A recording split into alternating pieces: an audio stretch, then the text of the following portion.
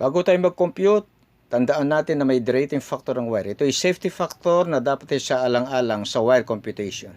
Ang current na dumadaloy sa wire ay nagbibigay ng init na inaabsorb ng insulation o balat ng wire. Maging ang init ng ambient temperature ay inaabsorb din ng wire.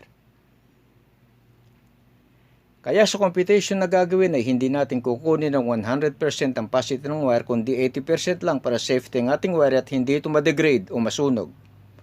Let's compute. Ang tanong ay ilang ilaw ang kayang dalhin ng THC number 14 American wire gauge ng positive 15 amperes. Gagamitin natin ang maximum wattage ng bawat ilaw na allowed sa lighting outlet circuit, 100 watts bawat ilaw.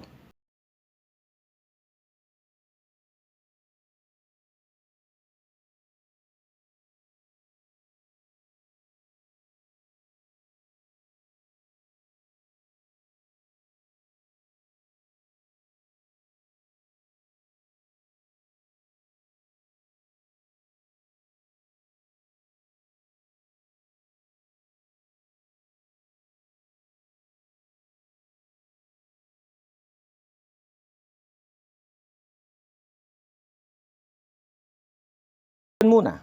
Kung kayo'y bago sa channel nito, huwag natin kalimutan na mag-like, comment, and share. Pagpindot na rin ang subscribe button pati na yung bell para ma-notify kayo sa mga video na patuloy ko pang i-upload sa channel nito. Maraming salamat po.